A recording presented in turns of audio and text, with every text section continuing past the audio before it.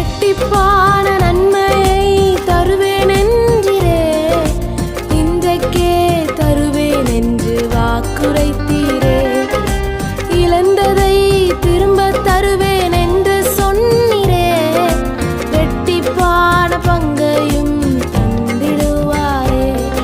ஏசாயா 41வது அதிகாரம் அதனுடைய 10வது வசனம், நீ பயப்படாதே, நான் உன்னுடனே இருக்கிறேன்.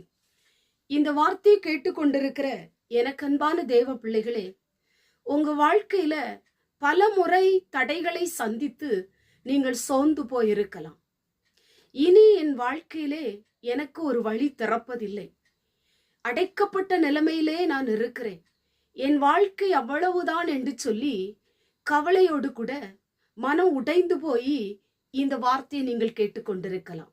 இன்றைக்கு தடையான காரியத்தை எல்லாம் ஆண்டவர் சாதனையாய் கர்த்தர் மாற்றி தரப்போகிறார். இதுவரை நீங்கள் நினைத்தது நடக்காமல் இருக்கலாம். உங்க வாழ்க்கையில தடைகளோடு கூட அந்த காரியங்கள் இருந்து கொண்டே இருக்கலாம்.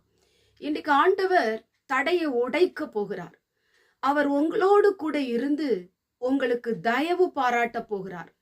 ஆண்டருடைய அனுக்கிரகம், ஆண்டுடைய கிருபை உங்களோடு கூட இருந்து தடைகளை மாற்ற போகிறது. வழிகளை ஆண்டவர் திறக்க போகிறார். எந்தெந்த சூழ்நிலையில நீங்கள் தோற்று போய் நிற்கிறீர்களோ, எந்தெந்த சூழ்நிலையில தயங்கி போய் இருக்கிறீர்களோ, எந்தெந்த சூழ்நிலையில மனம் உடைந்து போய் இருக்கிறீர்களோ, அதிலெல்லாம் ஆண்டவர் உங்களுக்கு ஒரு வழியை திறக்க போகிறார். நீ பயப்படாதே என்று சொல்லி ஆண்டவர் சொல்லுகிறார். நீங்க ஏன் பயப்படுகிறீர்கள்? நான் உன்னோடு கூட இருக்கும் பொழுது நீ ஏன் பயந்து போய் இருக்கிறாய்? பலமுறை தடைகளை சந்தித்த உனக்கு இந்த முறை நான் ஒரு வெற்றியை தரப்போகிறேன். இந்த முறை நீ தோற்று போவதில்லை.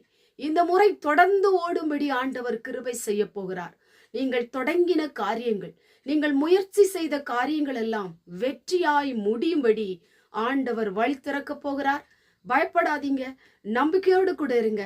பலமுறை தோற்ற காரியங்கள் வெற்றியாய் முடியும்படி ஆண்டவர் கிருபை செய்வார். கண்களை மூடி ஜெபம் பண்ணுவோம்.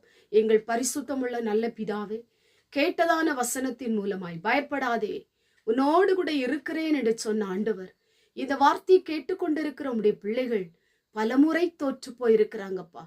ஆண்டவரை தோல்வியை சந்தித்து கொண்டிருக்கிற இவருடைய வாழ்க்கையில இந்த நாளிலே கர்த்தர் கூட இருந்து ஆண்டவர் பெரிய காரியங்களை உடைய வாழ்க்கையில செய்ய போவதற்காய் ஸ்தோத்திரம். நினைத்த காரியங்கள் நடக்கும்படி ஆண்டவர் செய்ய போவதற்காய் ஸ்தோத்திரம். ஒவ்வொருடைய வாழ்க்கையிலும் கிருபை செய்யும். இயேசுவின் மூலம் செபிக்கிறோம் பிதாவே, ஆமென்.